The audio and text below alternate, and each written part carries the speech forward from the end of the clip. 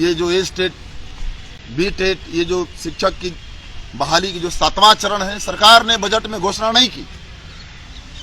3.5 लाख बिहार में सरकारी शिक्षकों के पद खाली पड़े हैं और ये 3 साल में मात्र 37,000 ही शिक्षकों की बहाली किए हैं और 37,000 से ज्यादा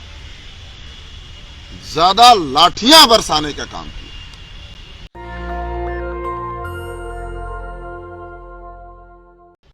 सवालों को लेकर के, अपने आंखों में सपना लेकर के और अपने सीने में नौकरियां खाने वाली, नौजवानों की जवानी खाने वाली, नौजवानों की आवाज को कुचलने वाली हुकूमत से सवाल करने आ रहे हैं। और आप तमाम लोगों से हमारी अपील है, गुजारिश है, आपको मैं दिल से तो मैं कह रहा था कि 9 मार्च 2022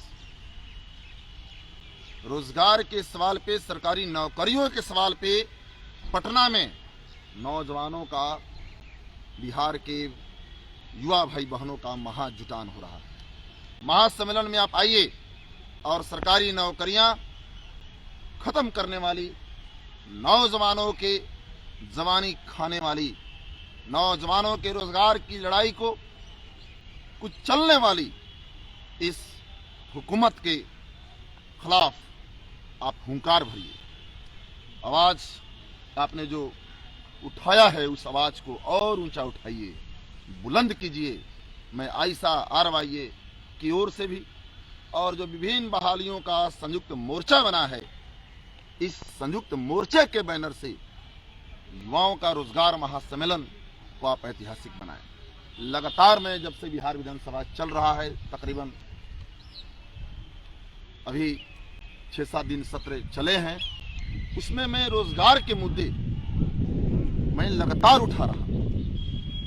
और मैं अभी तक क्या मुद्दे उठाया हूं, वैसे तो तमाम बहालियों के मैं मुद्दे उठाया हूं। बहाली कैलेंडर सरकार जारी करे, समय से वैकेंसी निकाले, परीक्षा आयोजित करे, समय से रिजल्ट दे और समय से अपॉइंटमेंट लेटर दे करके ज्वाइनिंग करा। बिहार का भविष्य नौजवानों के जिंदगी में है।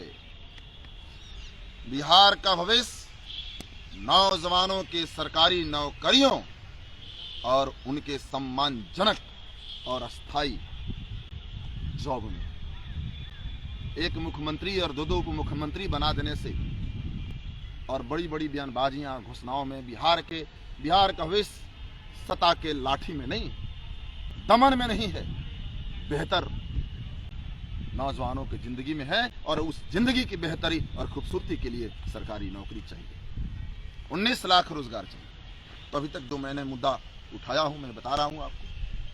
बिहार देश का सबसे युवा प्रदेश है, यहाँ सर्वाधिक बेरोजगारी है, 10 लाख से ज्यादा सरकारी पद वर्षों से खाली पड़े हैं। समय से वैकेंसी देने, परीक्षा लेने, नियुक्ति करने के लिए बहाली कैलेंडर जारी करने का विधानसभा में मैं मुद्दा उठाया। हाई कोर्ट के जजमेंट के बावजूद राज्य में 2008 से खाली पड़े 10,000 से ज्यादा लाइब्रेरियन के पद पर सरकार बहाली नहीं कर रही है। लाइब्रेरियन के विलंब बहाली करने की मांग करता हूं। ये मैं मुद्दा उठाया विधानसभा में। देश में सबसे ज्यादा बिहार में स्वास्थ्य कर्मियों की 53.21% कमी। देश में सबसे ज्यादा, ध्यान दीजिए, देश में सबसे ज्यादा डॉक्टर्स इधर भी और मेडिकल स्टाफ के चलते रहिए पद खाली हैं।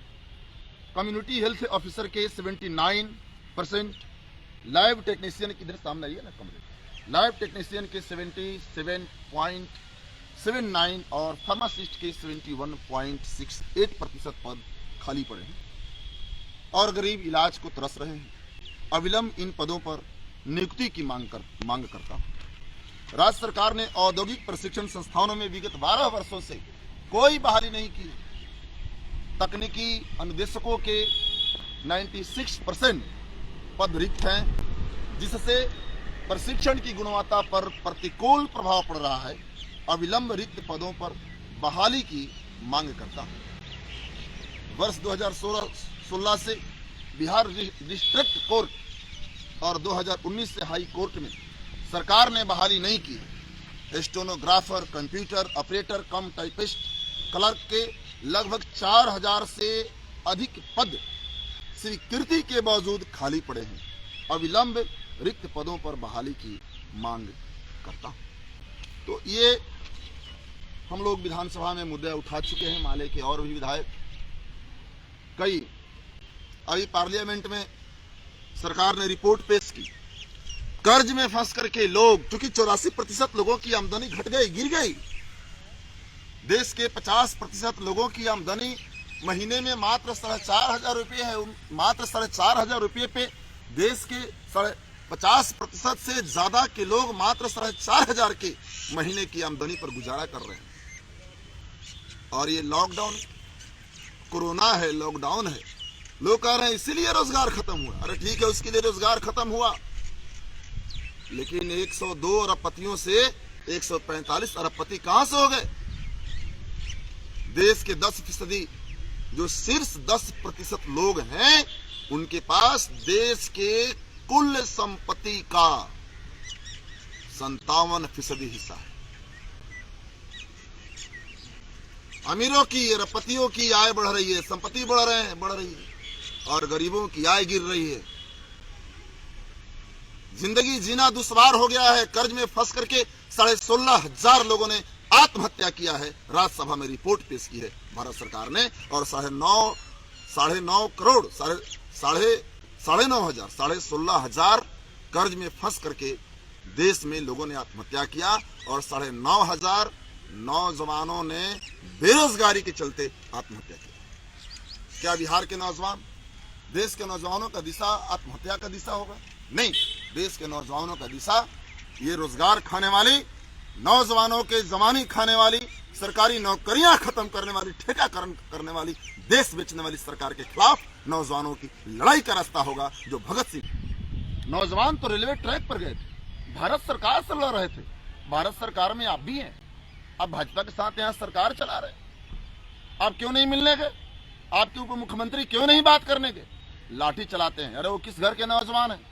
उस घर के नौजवान जो लोग अपने बच्चों को मेडिकल की पढ़ाई पढ़ाकर डॉक्टर नहीं बना सकते, इंजीनियर नहीं बना सकते, जो लोग वकालत नहीं करा सकते अपने बच्चों को, एसपीडीएम नहीं बना सकते, प्रोफेसर नहीं बना सकते, वही लोग हैं जो चाहते हैं हमारा बच्चा पुलिस फोर्स में जाए, रेलवे में जाए, बैंक में जाए, मास्टरी में जाए, बिहार एसएससी में जाए।